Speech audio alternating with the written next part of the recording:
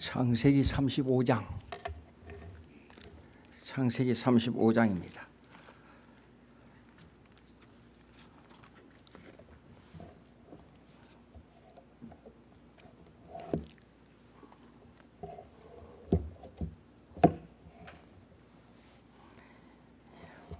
(1절로부터) (8절까지)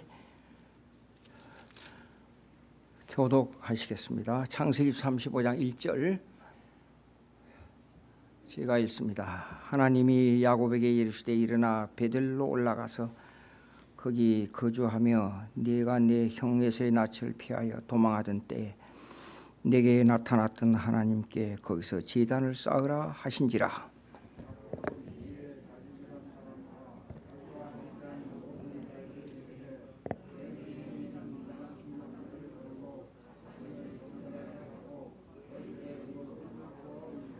우리가 일어나 베델로 올라가자 내 환난 날에 내게 응답하시며 내가 가는 길에서 나와 함께 하신 하나님께 내가 거기서 제단을 쌓으려 하노라 하매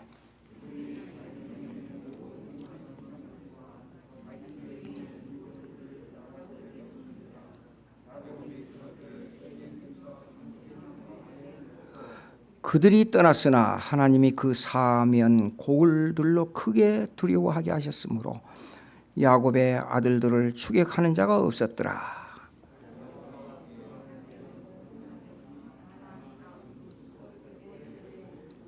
그가 거기서 제단을 쌓고 그곳을 엘베델이라 불렀으니 이는 그의 형의 낯을 피할 때에 하나님이 거기서 그에게 나타나셨음이더라. 리브가가 유모 두보라가 죽음에 그를 베델 아래 있는 상수리 나무 밑에 장사하고 그 나무 이름을 알론바굿이라 불렀더라. 그랬습니다. 기도드리겠습니다. 하나님 아버지 감사합니다. 특별히 강 목사님의 건강을 지켜주시고 오늘 당장 회복할 수 있도록 은혜를 베풀어 주시옵소서. 목회자의 마음은 언제나 교회에 있사오니 주님께서 그 마음을 강하게 해주시고 힘을 주시고 무슨 일을 당하든지 모세가 이스라엘 백성을 이끌고 광야를 건너듯이 여호수아가 가나안 땅을 점령하듯이 좌로나 우로나 치우치지 않고 귀한 성도들의 모든 일구수일투족을 하나님의 뜻대로 인도하게 성령 능력 강건하게 해 주시옵소서. 예수님의 이름으로 기도합니다. 아멘. 70년대 미국의 교회에 그러니까 possibility thinking 적극적 사고 방식이라는 그 하나의 주제가 전 미국 교회를 휩쓸었어요. 그 적극적 사고 방식 possibility thinking이 나온 그 원인은 해방 후에 미국의 자유주의 사상, 허무주의를 배경으로 한 자유주의 사상이 구미를 휩쓸었기 때문입니다.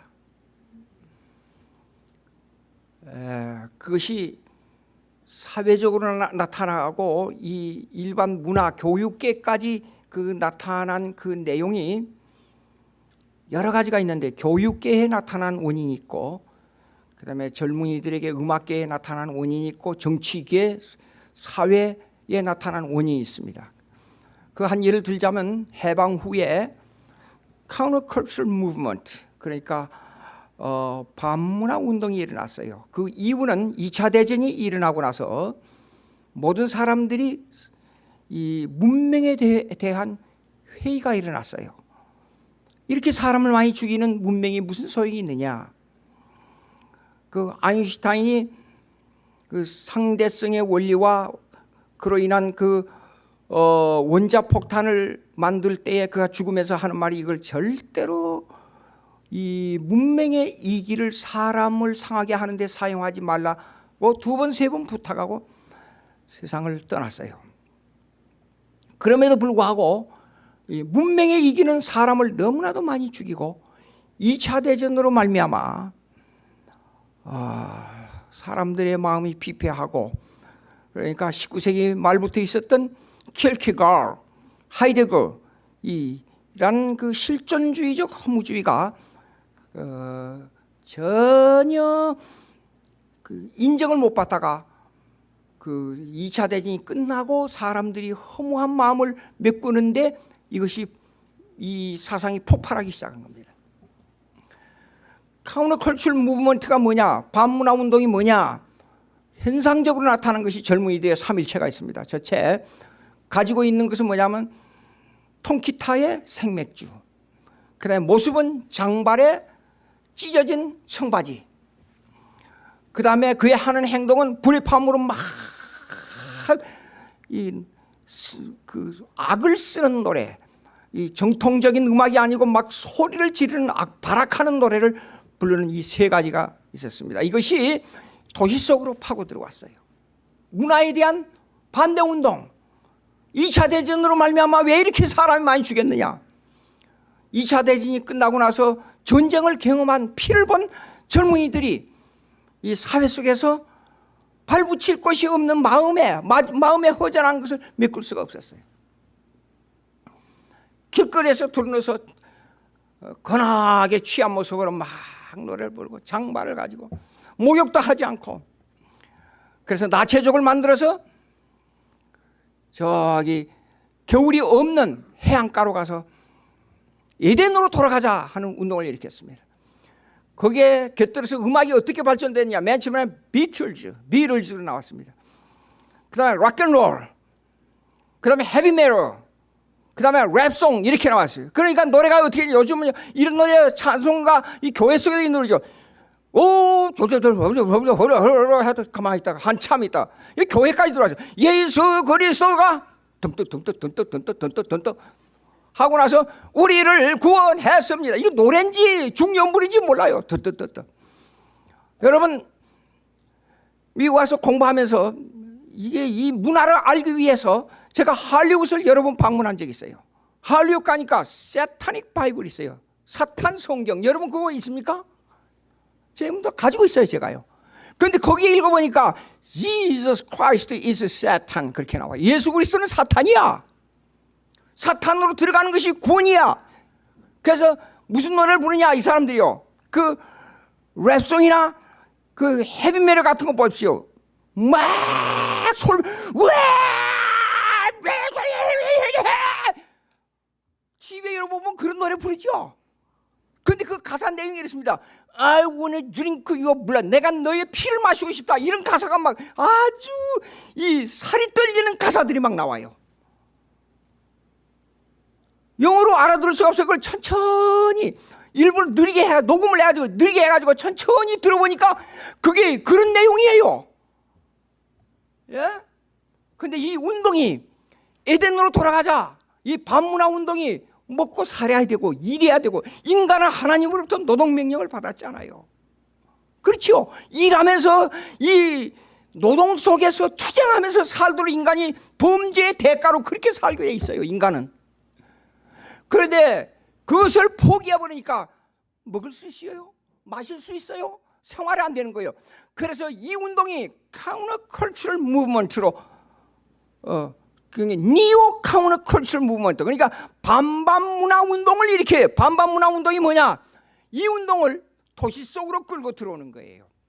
그래서 70년대 이르기까지 젊은이들이 범죄가 늘어나고 막 노래가 그렇게 되고 음악이 그렇게 되고 문화에 대한 반발 운동이 일어나고, 그 운동으로 말미암아 미국의 허필스와 에이스가 생겨나게 돼 있잖아요. 그럴 때 목사님들이, 미국의 목사님들이 그랬잖아요. 펠 랍스 목사님도 일어나서 이거는 미국이 가지고 온 저주의 병이다 그랬잖아요.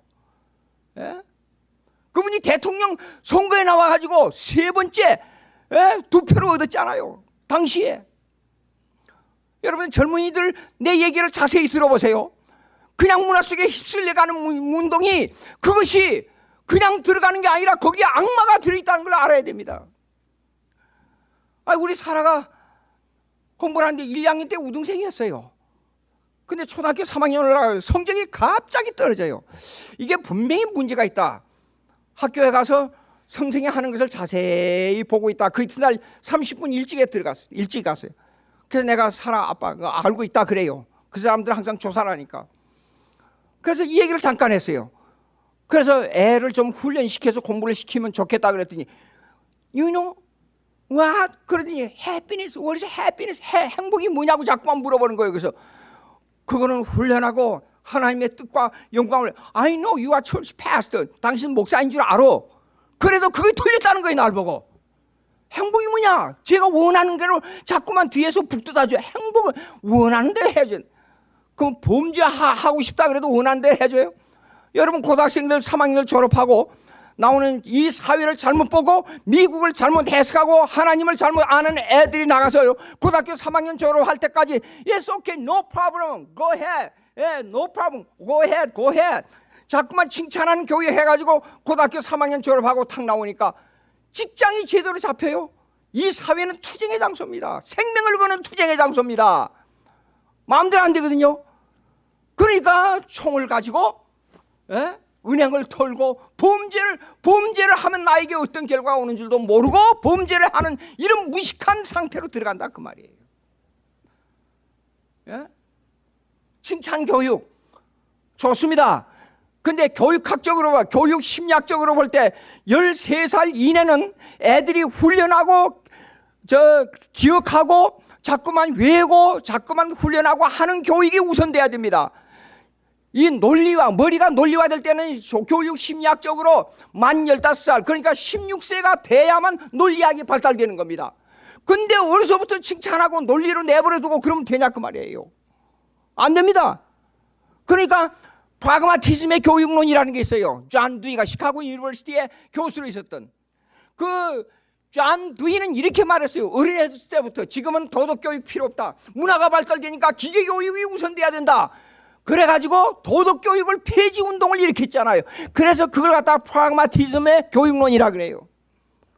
애들이 교육관념이 없으니까. 그래서 1960년대 케네디 대통령이 학교에서 기도운동 하는 거 없애버렸잖아요. 그러니까 애들이 도덕관념이 안 생기는 거예요. 인생이 뭐란 걸 모르는 겁니다.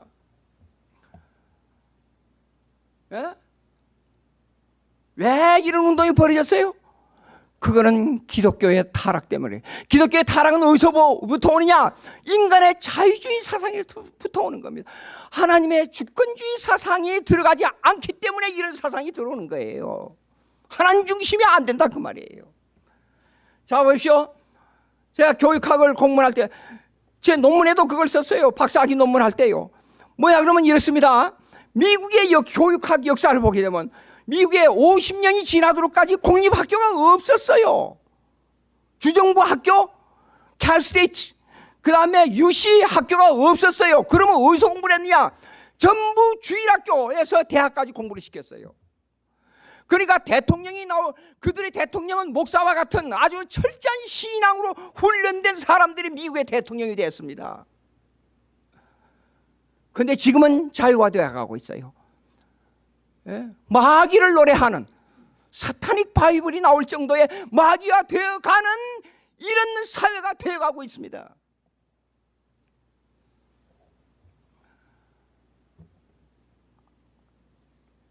여러분 참 어렵습니다. 어려워요. 그러면 이 사회는 이렇게 됐습니다. 인류의 2000년 교회사, 예수님 탄 이후에 2000년 교회사를 보게 되면 언제나 역사가 하나의 아이러니를 반복한다는 말이 있잖아요.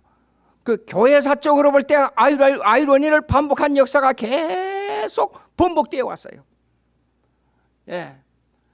그것은 교회와 국가는, 여러분 혹시 제가 지은 책 교회와 국가라는 책을 가지고 있는지 모르겠어요. 그 책에 보면 그걸 제가 언급해놨어요. 아이러니를, 교회와 국가에서 아이러니를 반복하는 역사는 어떻게 전진되어 왔는가 하는 문제입니다. 그렇기 때문에 우리 성경대로 믿는 개파 신학을 유지하는 이 교회가 오래 살아있으면 살아있을수록 그 교회를 중심으로 국가가 발전되어 왔어요. 그런데 자유주의 사상은 이렇습니다.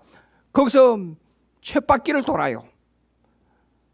간단히 얘기하자면 19세기에는 인간의 이성을 기초한 자유주의, 자연주의가 발달됐어요. 거기에 반발운동이 허무주의를 기초로 한 실존주의가 일어났어요.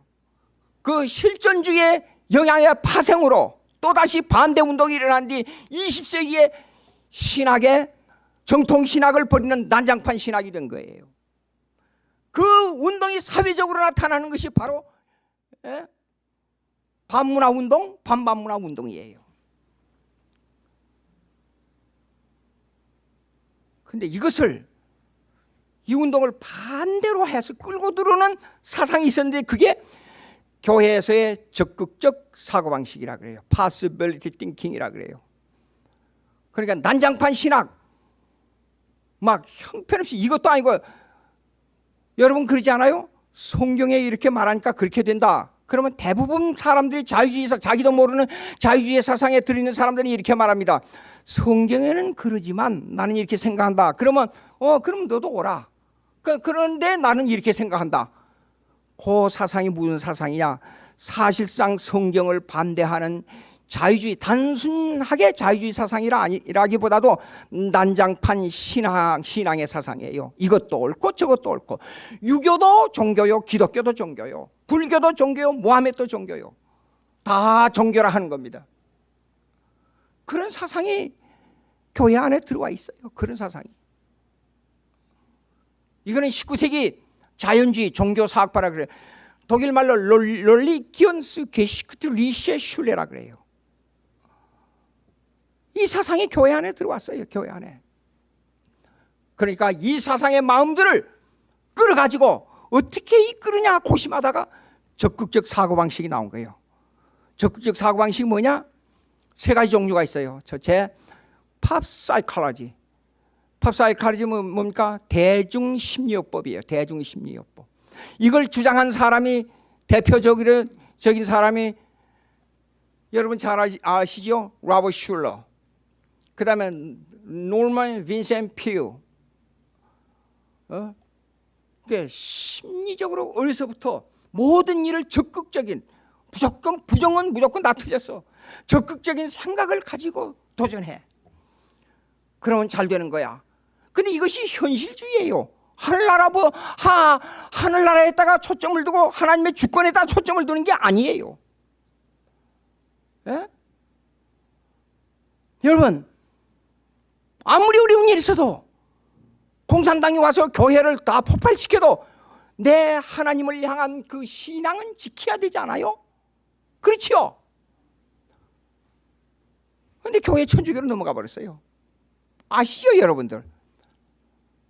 그 다음에 두 번째로 저 중부에 있는 오랄 로버츠, 그는 어떤 사상이냐 그러면 성령에 의한 적극적 사고방식.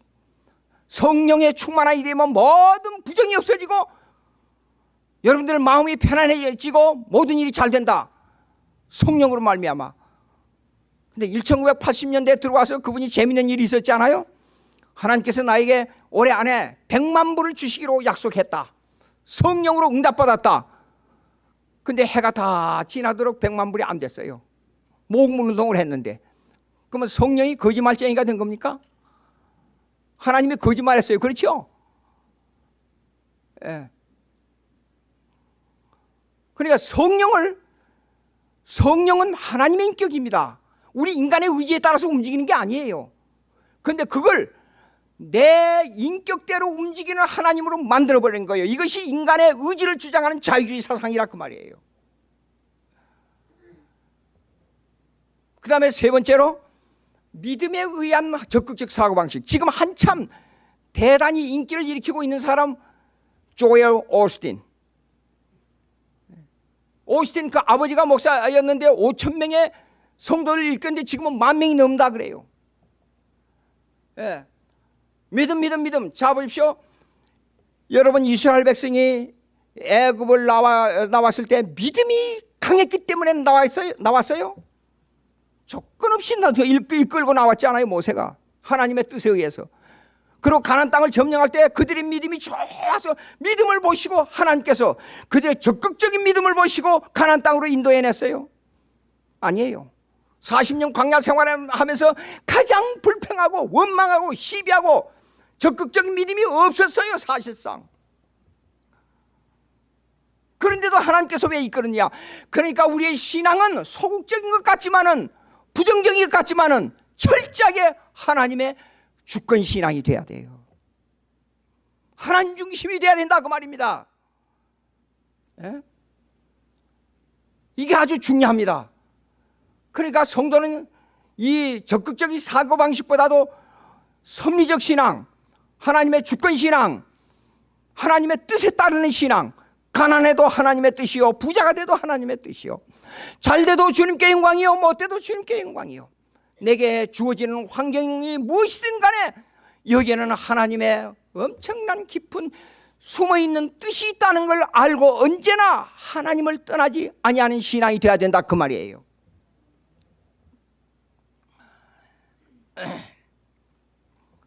이 신앙은, 하나님의 뜻은 또다시 말씀을 드리지만 예정에 기초한 신앙입니다. 하나님께서 나를 이렇게 작정했으니 나는 어떤 일이 있어도 하나님의 발자취를 따라가노라. 내 앞길을 험악하여도 내 주님만 따라가리. 그 신앙이 돼야 된다, 그 말이에요. 사도 바울이 시작할 때 하나님의 뜻으로 말미암아 사도된 바울은 하나님의 뜻을 먼저 들고 나왔어요. 하나님께서 이렇게 인도했다, 하나님의 인도를 먼저 들고 나왔어요. 여러분, 이 신앙이 굉장히 소극적인 것 같아요. 아주 숙명적인 것 같아요. 근데 그게 아닙니다.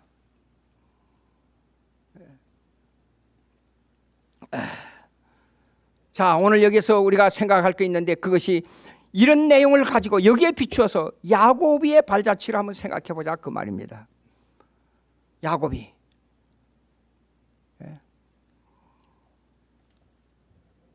야곱은 성경에서 볼 때 가장 추하고 가장 더러운 희대의 사기꾼이에요. 친구를 속인 거 아니에요. 형님을 속였어요. 아버지를 속였어요. 외삼촌을 속였어요. 가장 가까운 자기 가족을 속이고 부자가 된 사람이에요.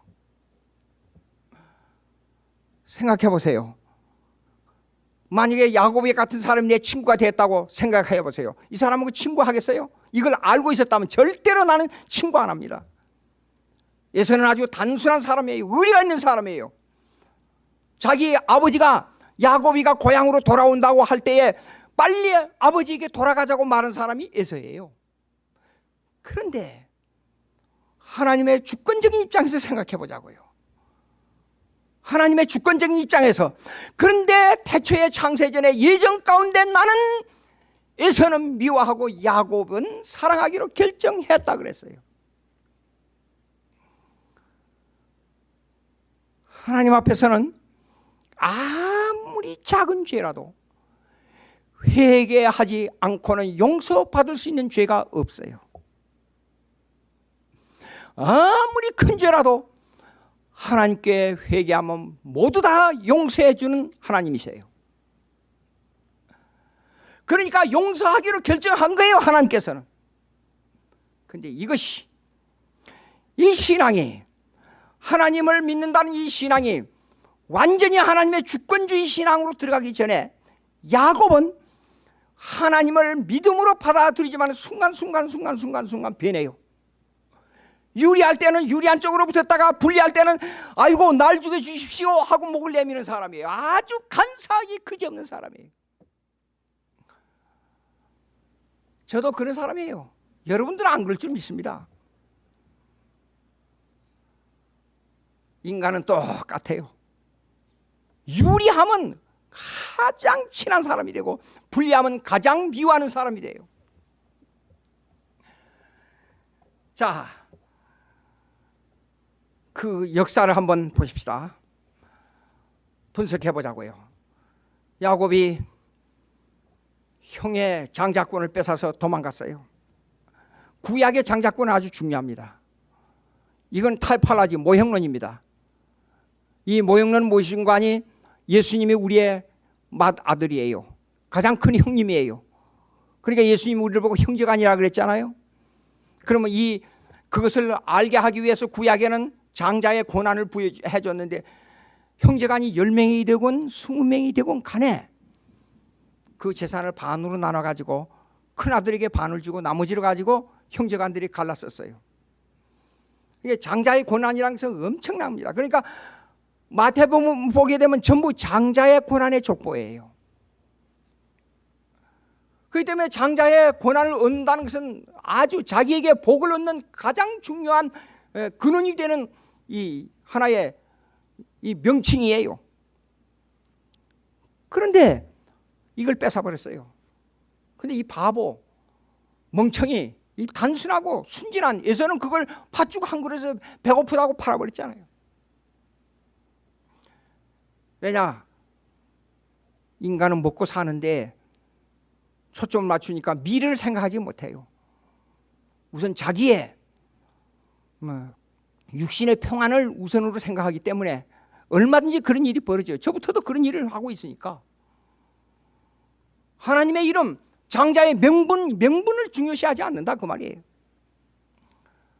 도망갔습니다. 가다가 외롭게 됐어요. 광야에 홀로 누웠습니다. 춥습니다. 이 사막기후라는 것은 밤이 되면 추워지고 낮에는 뜨거워지잖아요. 그래서 천사가 오르락 내리락 합니다. 돌베개 삼아서 내주를 가까이 하려 하면 천사를 보고 여기가 하나님이 계시는구나. 돌단을 쌓았지요. 야곱이 돌단을 쌓은 것 같이 우리 찬송가 있잖아요. 그리고 외삼촌 집으로 갔습니다. 그래서 엄청나게 재산을 불렸어요. 근데 고향으로 돌아오라는 아버지의 명령 때문에 이제 고향으로 돌아옵니다. 돌아오는 과정에 400명이나 되는 군대를 거느리고 야복강 건너편에서 동생을 잡아 죽이려고 이제 기다리고 있어요. 에서가. 근데 야복강이라고 옛날에 나왔는데 이거 원래 히브리 말은 시내라는 뜻이에요. 뭡니까? 영어에는 여러 가지 있잖아요. 리버 브루컬스트, 홀스트 브룩스. 그다음에 뭡니까? 트렌치. 여러 가지 뜻이 있잖아요. 근데 여기는 이 히브리 말을 분석해 보니까 시내라는 말이 맞아요. 그런데 사람 키를 넘지 않는 물이 흐르는 정도예요. 건너편에서 기다리고 있습니다. 400명을 거느리고. 그 소리를 듣고는 심히 근심해. 32장 한번 보십시다. 7절.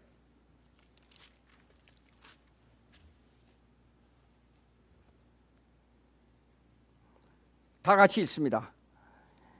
시작. 야곱이 심히 두렵고 답답하여 자기와 함께한 동행자와 양과 소와 낙타를 두 떼로 나누고 이르되 에서가 와서 한 떼를 치면 남은 한 떼를 피하리라 하고 이렇게 꾀를 부리는 거예요. 나눠가지고 한 떼를 먼저 보내고 마음을 조금 부드럽게 하고. 사람은요 눈에 보이는 것에 대해서 아주 약합니다. 언제나 보이는 것에 대한 그걸 가지고 시험에 들어요.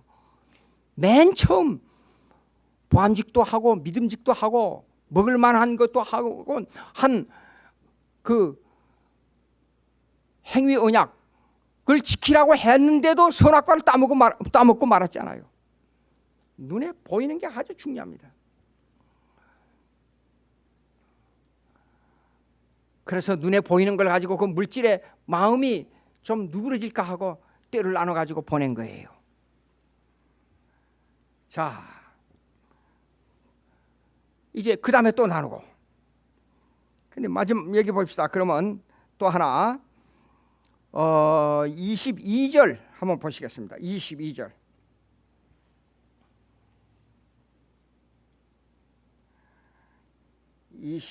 다 같이 시작. 밤에 일어나 두 아내와 두 여종과 11 아들을 인도하여 야복 나루를 건널세 그들을 인도하여 시내를 건너가게 하며 그의 소유도 건너가게 하고 야곱은 홀로 남았더라. 여기 시내가 나오네. 시내입니다. 원래가 강이 아니고. 근데 이제 떼를 나눠서 보내고 마지막도 보내고 이제 혼자 남았어요. 어떻게 해야 돼요?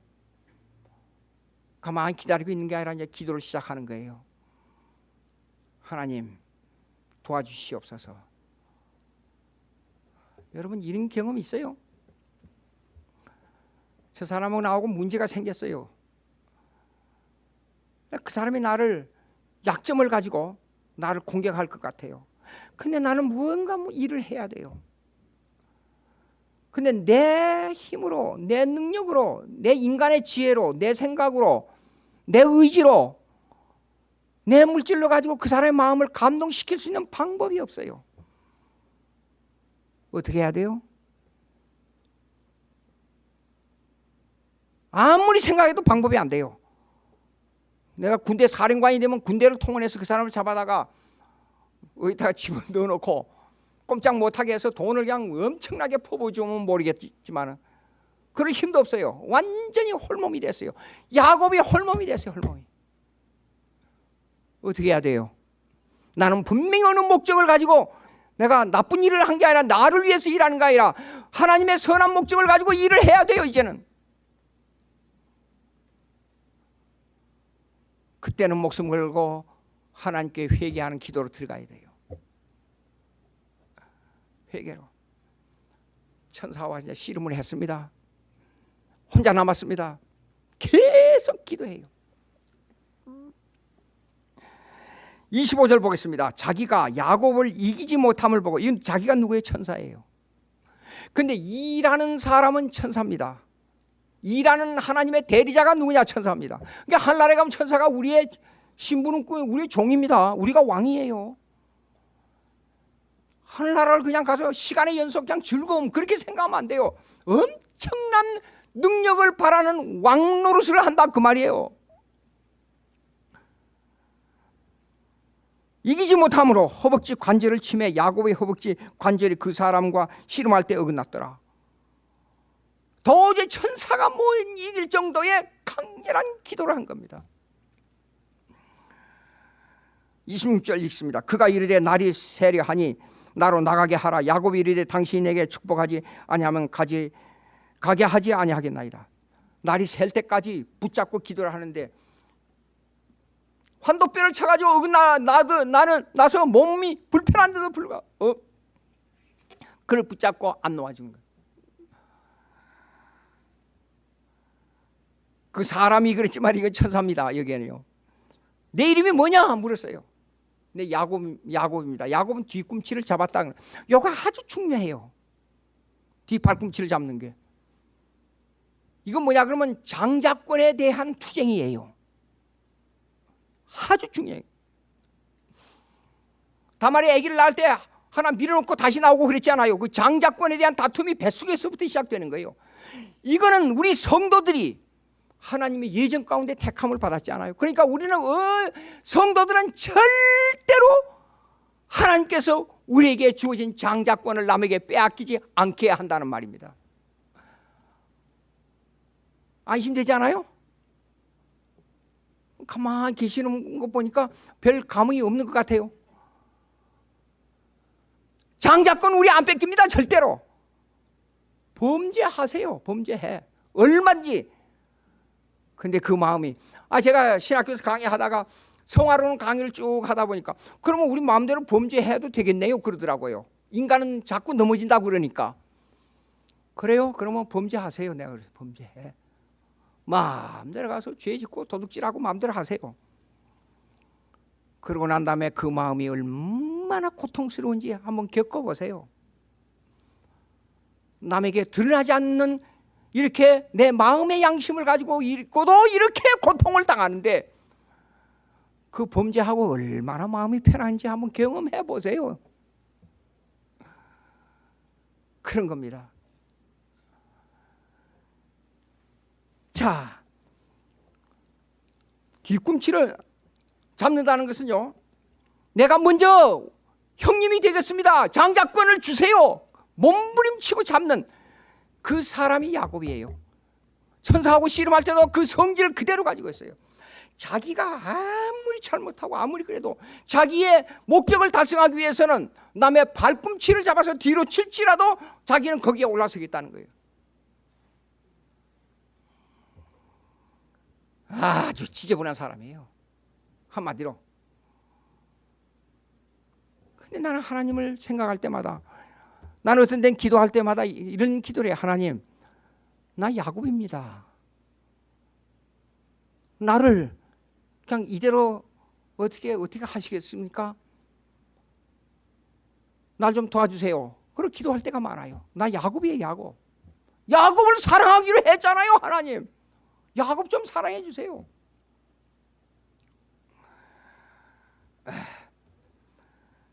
야곱이라 부를 것이 아니요 이스라엘이라 부를 것이니, 이스라엘 그러면 하나님이란 뜻이에요. 이스 그러면 싸우다는 뜻이에요. 다투다는 뜻이에요. 라 그러면 접촉하는 단어입니다. 뭐뭐의 뭐뭐에게 뭐 그런 뜻이 있어요. 그러니까 하나님과 과란 뜻이에요. 하나님과 싸워서 이겼다 그런 뜻이에요. 이스라엘 그러면 그런 뜻이에요. 야 야곱아, 너 아주 개 같은 놈이야. 이러면서 쉽게 말해서 우리 한국 사람들 쉽게 말하자면, 내가 이제 한번 어디 지나다가 내가 나쁜 사람이 있어가지고 이 son of bitch 내가 그랬더니 우리 애들이 아빠가 비치를 말했다고, 개새끼란 뜻이잖아요. 저를 보고 막 야단을 하면서 저한테 막 그러더라고요. 개보다도 못한 사람이에요, 야곱이. 가족을 전부 사기해서 돈 모았잖아요.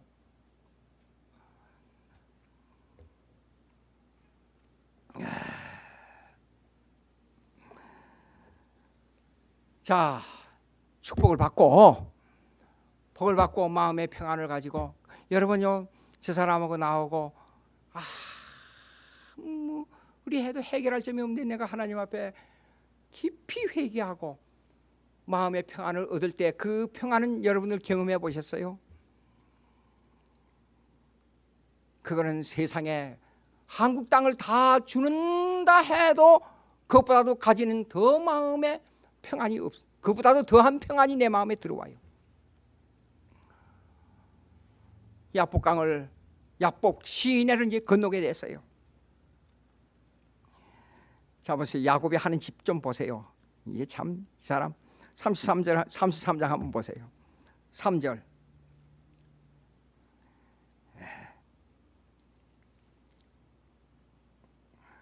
자기는 그들 앞에서 그들이 누굽니까? 2절에 보면 레아, 라헬, 요셉들을 두고 하는 말이, 자기가 가장 사랑하는 사람들만 뒤에 따라오게 하고 이제 야곱이 앞에 가는 거예요. 지금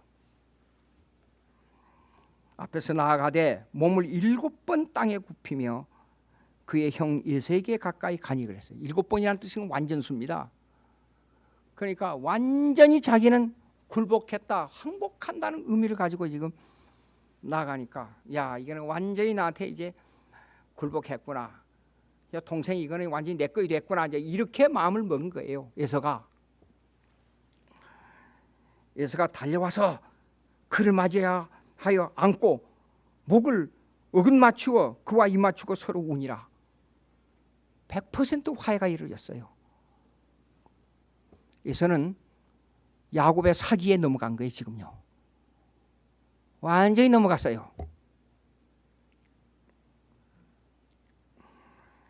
에서가 눈을 들어 여인들과 자식들을 보고, 뒤에 따라온 이제 여기 앞에 나오잖아요. 2절 레아와 라헬과 요셉이에요. 그들을 보고 누구냐? 야곱이 이르되 하나님이 주의 종에게 은혜를 주신 자식들이니이다. 절대로 자기 의지를 안 나타내요. 하나님이. 이런 경우 많지 않아요.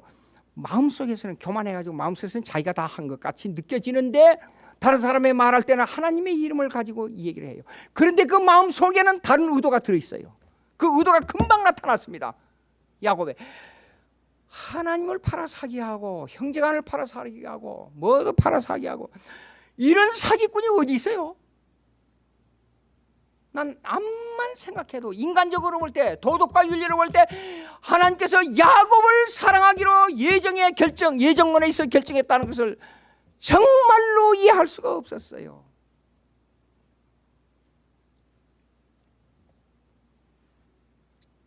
또 두 가지 이중성의 마음을 가지고 사기를 합니다. 6절. 그때 여종들이 그의 자식들과 더불어 나와 절하고, 야 너희들 이리 와, 우리 형님이야, 절을 해. 전부 절을 합니다. 그러니까 이게 마음에 감동이 되어버린 거예요. 이서가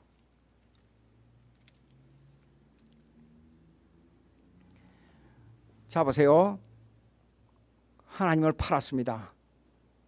근데 다음에 따라서 하는 말이 예수가 있었어요. 그걸 100% 믿고 이렇게 말을 합니다.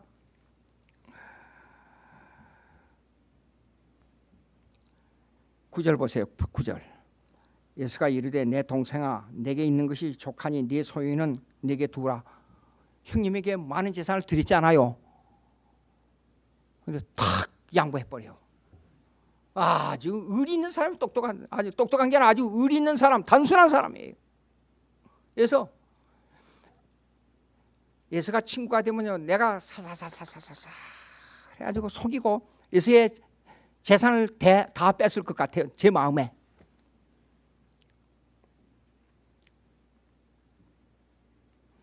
(10절) 있습니다. 야곱이 이르되 그렇지 아니하나이다. 내가 형님의 눈앞에서 은혜를 입어 싸우면 청하건대 내 손에서 예물을 받아서 내가 형님 얼굴을 배운 즉 하나님의 얼굴을 배운 것 같으며 형님도 나를 기뻐하시.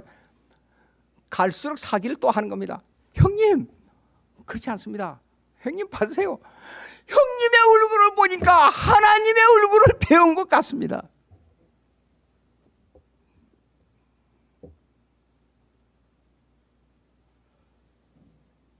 마음에 다른 걸 두고 있어요. 지금 또 금방 나타납니다. 자 12절 예수가 이르되 우리가 떠나자 내가 너와 동행하리라. 뭐예요? 야 아버지한테 빨리 가자. 우리의 전통은 아브라함의 하나님, 이삭의 하나님, 야곱의 하나님, 언약 속에 들어있는 하나님의 가족이 아니냐. 그러니까 아버지에게 빨리 돌아가자. 아버지가 널 기다리고 있어. 근데 아까 형님의 얼굴을 배우니 하나님의 얼굴을 배운 것 같습니다 하던 이 마음이 금방 바뀌어져 가지고 사기성이 나타납니다. 지금 보십시오.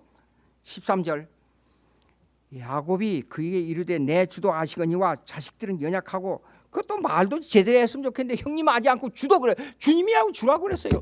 이런 아니 도대체가 그 말하는 거 보니까 참 이 마음을 예수가 읽었더라면 이놈 이 죽일 놈 어떻게 처리한다는 것은 여러분도 아마 아실 겁니다.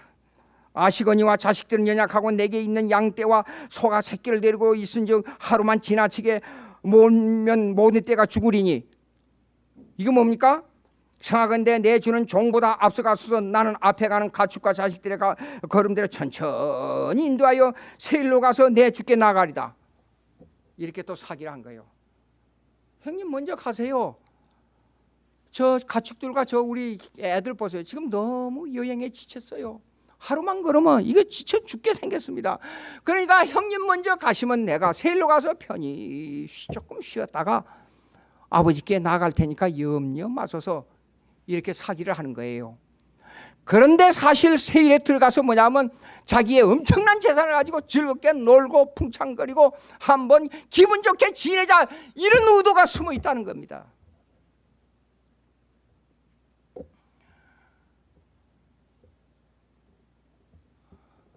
여러분의 삶 속에서 제가 제 미국의 삶과 일생을 살아온 삶과 상당히 흡사한 면이 있어요. 미국의 박정희 정권 시대에 미국에 보낼 때는 완전히 다 뺐고 그냥 몸만 미국에 보낸 겁니다. 예. 그래서 미국 왔어요.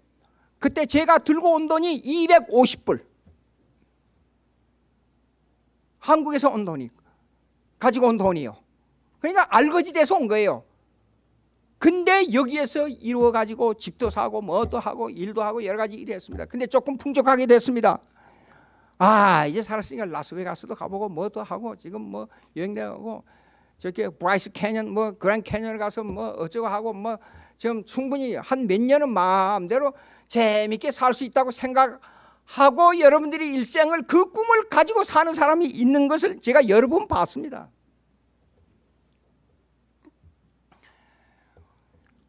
제가 잘 아는 분이 있었어요. 벨플라우에 있는 가나안 교회라는데 여러분들 아시는가 모르겠어요. 거기 잘 나가는 메디컬 닥터가 있었어요. 제가 잘 아는 분이에요. 미국 와서 의사이니까 뭐 삶을 가난 걱정 없이 살고 있어요. 근데 그 아들이 아주 똑똑하고 UCLA 졸업하고 좋은 직장 가지고 있었어요. 결혼하는 날짜도 이제 다가오고 있었어요. 고속도로를 직장 갔다 오다가 고속도로에서 교통사고 나서 차가 계속 굴러 떨어져서 그 자리에서 즉사했어요. 모든 사람들이 자기가 당한 어려움은 전부 남의 것으로 생각합니다. 즉 그 사람들이 당하는 어려움은 나에게는 절대로 일생 동안 겪지 않을 것이라고 생각하고 살아요. 그러니까 possibility thinking, 적극적 사고방식이 얼마나 우리의 마음을 편하게 하는지 몰라요. 그러나 한 걸음 더 나가 생각해 보십시오. 어떤 일이 생길지 몰라요. 가정예배 드릴 때마다 우리 애들에게 그래요. My first priority is my children. 나의 첫째 우선권은 내 애들이야. 너희들이 부자 되는 거, 너희들이 위대하고 똑똑하게 되는 거, 미국의 대통령 되는 것도 나는 원치 않아. 너희들이 정말로 일생을 살면서 짧은 인생을 살거나 오래된 인생을 살거나 내가 어떻게 하나님을 섬기다가 죽느냐, 그것이 나의 초점이야. 그것이. 손양호 목사님이 두 아들을 잃고 총살을 당한 그 아들, 총살을 시킨 그 사람을 아들로 삼아서 일생을 순교할 때까지 그 아들을 데리고 다니면서 붕해를 인도했어요. 10가지의 감사 중에 이런 감사가 나옵니다. 하나님 아버지, 두 아들을 죽인 그 자를 아들로 삼아서 복음을 전하는 데 사용하고자 하오니 그 마음 주신 하나님께 감사합니다. 가능해요? 저는 불가능할 것 같아요. 정말로. 내 아들이 40대 초반, 30대 후반입니다. 근데 지금도 어린애처럼 껴안고 그냥 막 쓰다듬어주고 그래요. 이놈들이 나이 컸다고 아빠 그러지 마.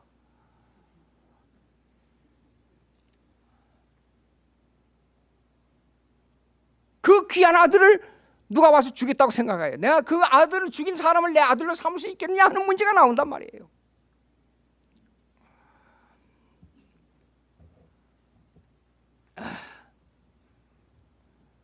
그런데 야곱이 보세요. 야곱이 얼마나 이게 그래 가지고 이제 형이 그 말에 딱 속아 가지고 돌아갔어요. 아버지한테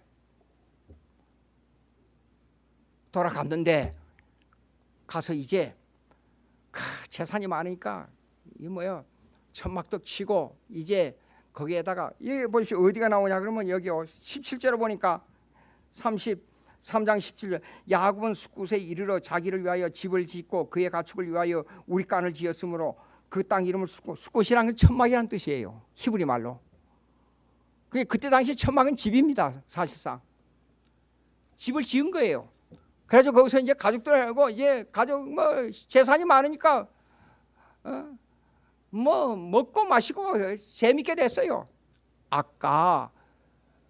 방금 아까까지도 형님의 얼굴을 배우니 하나님의 얼굴을 배운 것 같습니다 하던 자가 이렇게 변해버렸어요.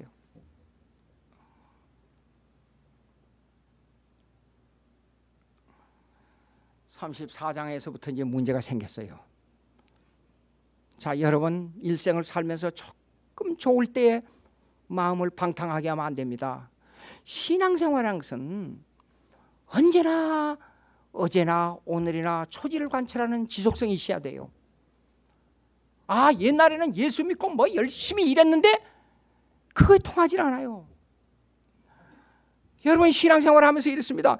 잘 될 때에 예민하게 신앙을 점검하는 길, 못 될 때에 예민하게 신앙의 길을 점검하는 길, 평온할 때에 신앙의 길을 점검하는 방법, 이것을 잘 적용해야 돼요.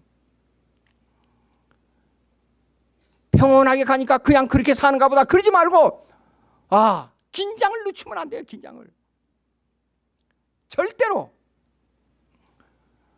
못 될 때 하나님 아버지 살려주십시오 믿습니다 하다고 잘 때니까 언제 깜빡 잊어버리고, 안 됩니다. 잘 될 때 교만해가지고 자기 자랑하고 돈 자랑하고 하다가 나후될 때 비굴한 사람이 돼가지고 교회를 피해버리고, 안 됩니다. 누구나 야곱의 기질이 있어요. 저부터 야곱의 기질이 있잖아요. 그러니까 하나님, 나 기도할 때마다 나는 하나님 야곱입니다. 이 일을 이렇게 해야 되는데 도와주세요. 야곱이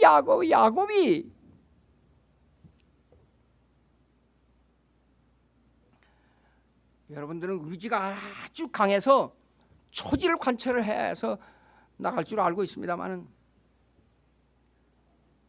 잠깐 미안합니다.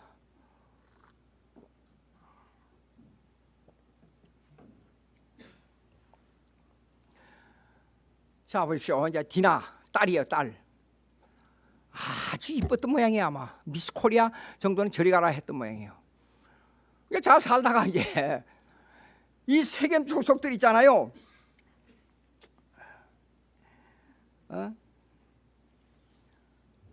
그 사람들이 어떻게 사는가 구경 갔단 말이에요.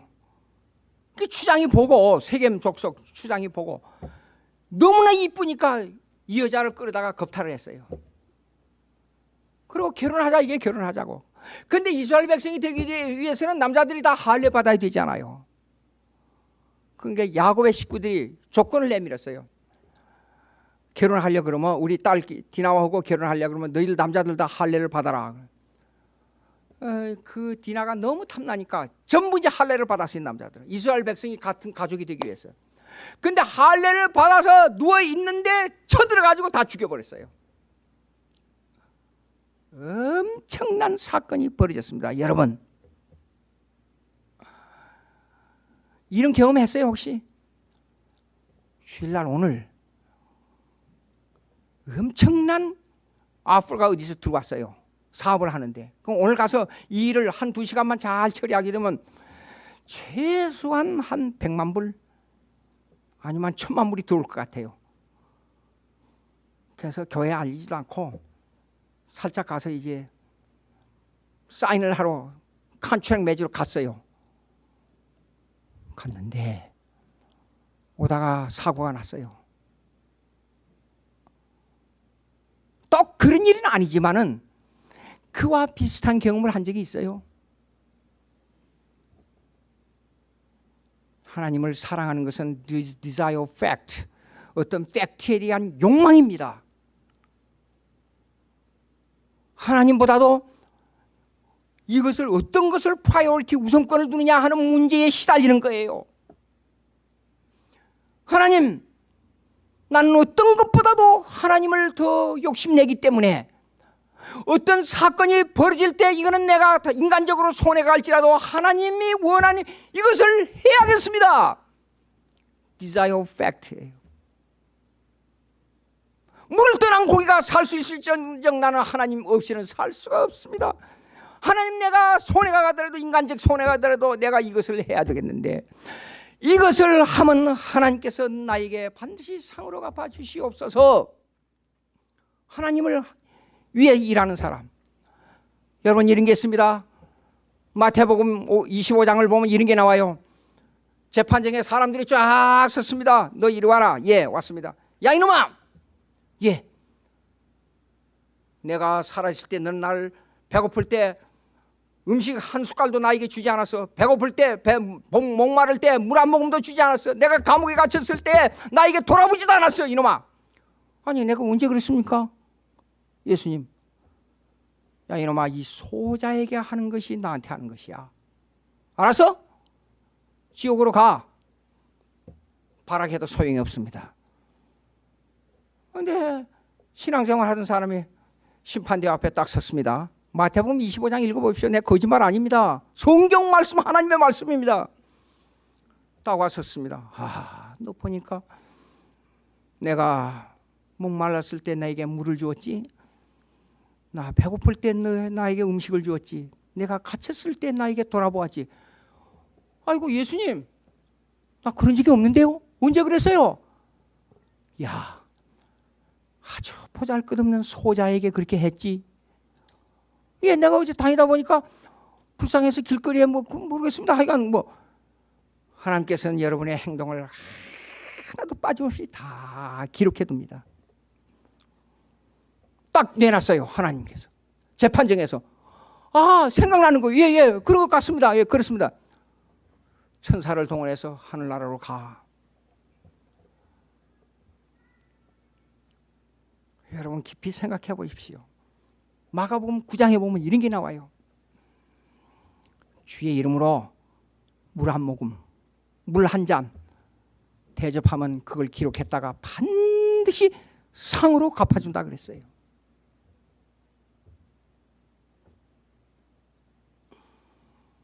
상으로 갚아준다 그랬어요. 하늘나라를 소망하고 산다는 것이 얼마나 행복한지 모릅니다. 하늘나라에 가는 이 얘기를 하게 되면 어떤 때는 저는 꼭 가끔 눈물이 나와요. 지옥에 간다는 걸 생각하면 그냥 아주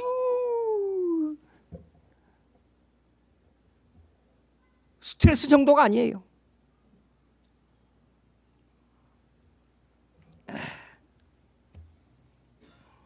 난리가 났습니다. 34장 한번 보시겠습니다. 34장 30절 다 같이 읽습니다. 시작. 야곱이 시몬과 레위에게 이르되 너희가 내게 화를 끼쳐 나로 하여금 이 땅의 주민 곧 가나안 족속과 브리스 족속에게 악취를 내게 하였도다.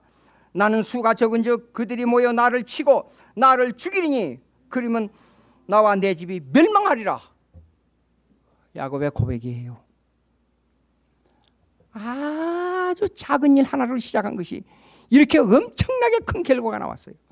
여러분 기독교의 신앙생활을 하면서 작은 일 하나를 다른 방향으로 틀었다가 엄청난 결과가 나와서 해결하지 못하는 결과를 경험한 적이 있어요. 그렇기 때문에 지혜로운 신앙을 가진 성도는 작은 일에 대한 일을 크게 생각할 수 있는 지혜를 가져야 되고, 큰 일이 벌어져도 이걸 쉽게 생각하고 해결하는 방법을 찾는 지혜를 가져야 돼요. 그게 지혜로운 성도입니다. 그러니까 여러분들에게 다시 말씀드립니다. 잘못될 때에 여러분들의 신앙의 자세, 평범할 때 신앙의 자세, 잘 될 때 신앙의 자세는 언제나 지혜롭게 하나님 중심의 신앙생활이 돼야 된다 그 말이에요. 다시 말씀드리지만은 잘 때도 주님께 영광이요, 못 때도 주님께 영광이요. 잘 때도 주님께 감사요, 못 때도 주님께 감사요. 못 될 때는 빨리 회개하고 잘 될 때는 겸손하게 하나님의 영광을 위해서 어떻게 살아야 될까 하고 긴장된 신앙생활을 다시 점검하는 겁니다.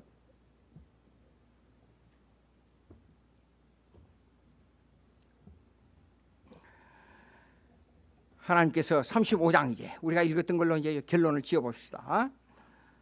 35장 1절로 하나님이 야곱에게 이르시되 일어나 베들로 올라가서 거기 거주하며 네가 내 형 에서의 낯을 피하여 도망하던 때에 네게 나타났던 하나님께 거기서 제단을 쌓으라. 베들로 올라가자 그 말이에요. 베들로 맨 처음 하나님을 만나서 몸부림치던 그곳, 맨 처음 하나님과 투쟁하던 그곳, 베들로 올라가 단을 쌓아야 된다 그 말이에요. 근데 단을 쌓을 때 그냥 올라가는 게 아니라 세 가지가 나옵니다. 보십시오. 2절 보니까 이방 신상들을 버리고 그랬어요. 이방 땅에 다니면서, 즉 말하자면 하나님의 말씀 중심의 교회가 아닌 전혀 다른 곳에서 때가 묻었어요. 믿지 않는 때가 묻었어요. 불신앙의 때가 묻었어요. 이런 신상들 전부 버려야 돼요. 우상입니다. 하나님 중심이 아니면 모든 것이 우상이 돼요. 버려야 돼요. 그 다음에 정결케 하며 회개하라 그 말이에요.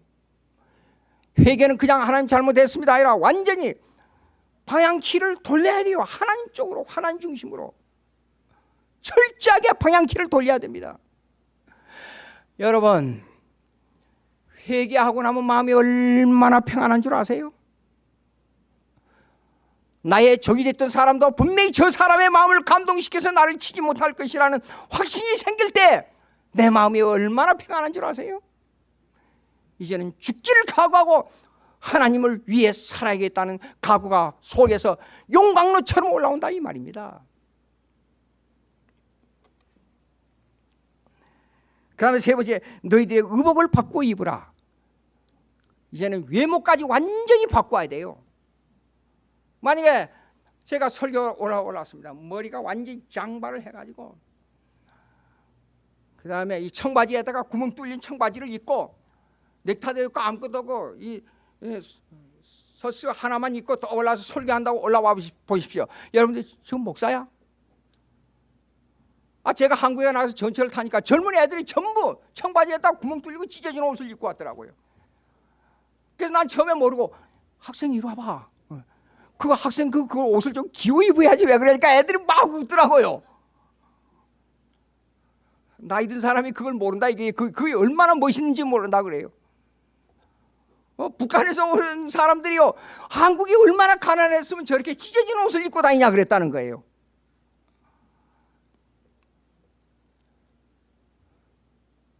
의복을 바꿔야 돼요. 의복을. 사람의 외모는 마음의 빛이라 그랬어요. 마음의 창이라 그랬어요.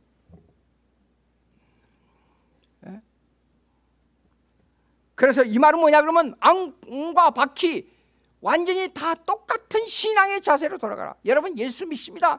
기도 많이 하고 예수 안 믿는 사람처럼 행동해 보세요. 그 행동에 누가 그 사람을 믿겠어요? 세 가지 조건을 달고 이제 나갑니다. 이제는 이걸 어떻게 인간적으로는 해결할 길이 없어요. 다 죽게 생겼어요. 그러고 나서 세 가지를 조건을 갖추고 나가서는 베들로 올라가자. 내 환난 날에 내게 응답하시며 내가 가는 길에서 나와 함께 하시는 하나님께 내가 거기서 제단을 쌓으려 하노라. 올라가자. 그러면 누가 나를 침범하지 못해. 이제는 하나님께서 나를 보호해 주고 여러분 시편이나 잠언 읽어보세요. 아주 지혜로운 말씀이 많이 나와요. 내가 하나님께 충성하게 되면 내 적이 나를 침범하지 못해요. 때로는 나 그 사람보다 잘못한 게 많아요. 그런데도 불구하고 하나님 편에 서서 회개하고 완전히 정화된 consecrate yourself. 무엇입니까? 내가 내 자신을 정화하라 그 말이에요.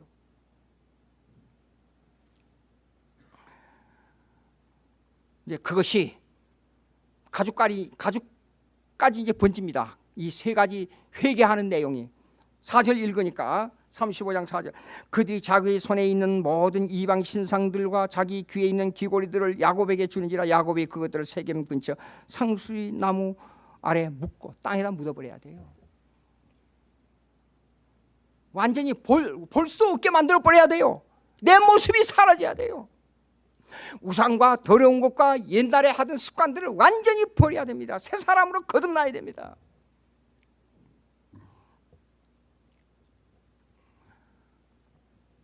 문제가 생겼어요. 여러분 무조건 버리고 진퇴양난에 빠졌습니다. 다른 길에 이제 이 고양이가 몰아오는 이제 골목에 쥐가 갇혔어요. 그런데 하나님은 성도들에게 길을 하나 마련해 놓고 있어요.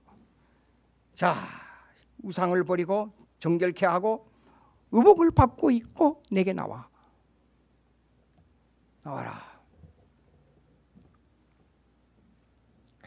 근데 중요한 게 있어요. 그러면 이렇습니다. 내가 하나님 앞에 바르면요 이상한 게 있어요. 내 적이 와서 아무 이유 없이 내게 굴복해요. 그런 경험이 있어요? 여러분 경험했어요? 저를 모함하던 한국에 여러분 이렇게 있습니다. 이 교수직이란 것이 참 미국에는 교수직이 있잖아요. 노하우가 있으면 이번에도 뭐 재작년에 제가 지은 그 변증학 책이 있잖아요. 그것이 그 기독교 뭡니까? 뭐 하여간 평가하는 데가 있어요. 거기서 아주 좋은 학적으로 엄청난 수준이라고 평가가 나왔어요. 어쨌든 그걸 얘기하면 내 자랑이 되니까 이제 그것까지만 얘기해요.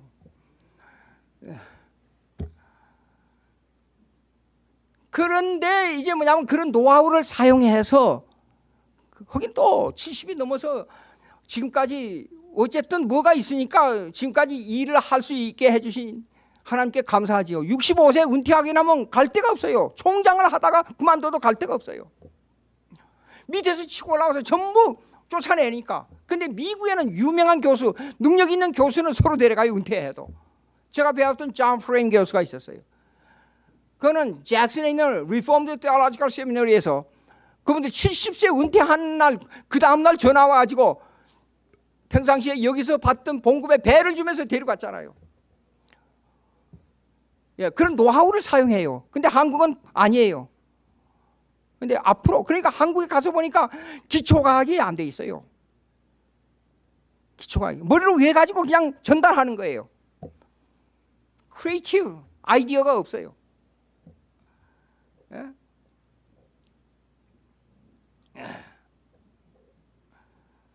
뭐 말이 하다가 다른 데로 나간 것 같아요 또. 예.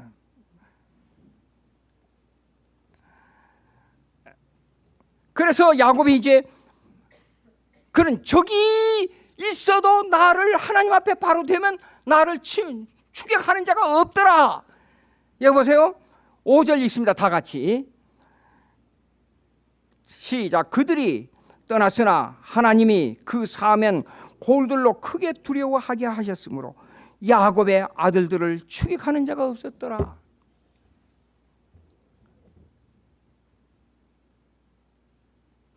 참 이 기적, 인간 삶이라는 것은 참 묘한 게 있어요.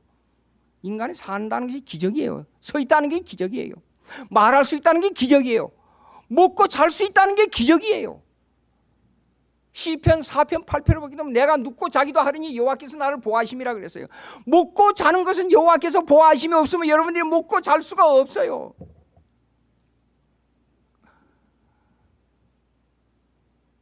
참 기가 막힌 일이에요.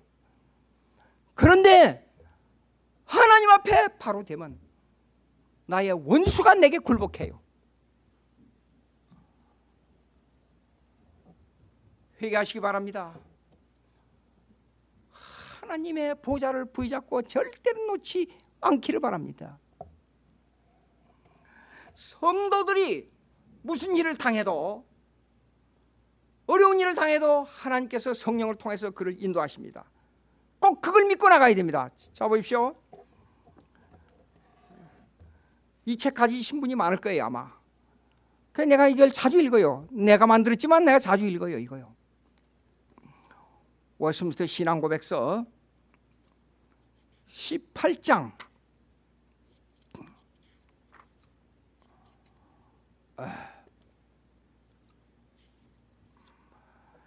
은혜와 구원의 확신에 관하여. 구원의 확신에 관하면 여러분들 도덕적 윤리적으로 깨끗하게 되고 완전하게 돼간다는 뜻이 아닙니다. 제 사항에 보면 이런 게 있어요. 참된 신자들이라도 구원의 확신이 종종 여러 가지 방법으로 흔들리고 약해지며 일시적으로 중단될 수 있다 그랬어요. 이것은 신자들이 구원의 확신을 유지하는 것을 게을리하고 평온할 때 게을리해요. 인간이 아주 사악하기 때문에 그렇게 합니다. 양심을 상하게 하고 성령을 근심하게 하는 특별한 죄에 빠져들며 그랬어요. 돌발적이거나 강렬한 유혹을 받으므로 하나님께서 그의 얼굴빛을 거두시는 것과 하나님을 교행하는 자라도 어둠 가운데 걸으며 전혀 빛을 보지 못하게 방임하여 두시기 때문입니다. 알고 계세요 하나님이. 이놈이 평안하고 잘되고 그냥 아주 좋으니까 자식들도 잘되고 그러니까 아 이게 또 나태해졌구나 신앙이. 이걸 어떻게 훈련하느냐.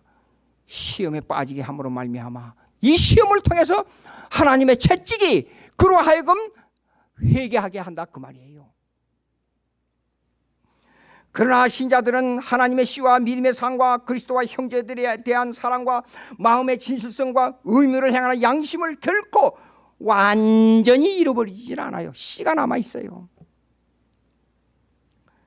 모든 이것들로부터 구원의 확신은 성령님의 역사로 말미암아 적당한 때가 돼야 돼요. 훈련을 받아야 돼요. 깨달아야 돼요. 그때가 되면 다시 회복할 수 있으며 그 과정에서 그들이 완전한 절망에 빠지지 않도록 성령의 도움을 받는다 그랬어요. 참 제가 신앙생활을 해보니까 어려운 것이 편안할 때에 어떻게 나를 극복하며 하나님을 열정적으로 섬기느냐 하는 문제에 있습니다. 죽기보다도 더 힘든 때가 옵니다.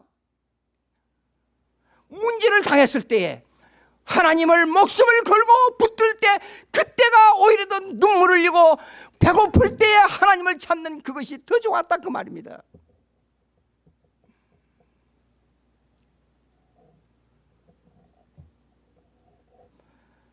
예정된 자를 훈련하기 위해서 하나님께서 그의 이성을 꺾기 위해서 하나님의 이 더러운 못된 습성을 꺾기 위해서 나에게 굴곡 있는 훈련되는 시험을 주는 고난을 주는 과정이 있다 그 말이에요. 성도 여러분, 야곱을 통해서 우리가 알아야 될 것은 무슨 일을 당하든지 베들로 올라가는 신앙, 다 같이 베들로 올라가는 신앙 되시기를 정말로 바랍니다. 기도하십시다.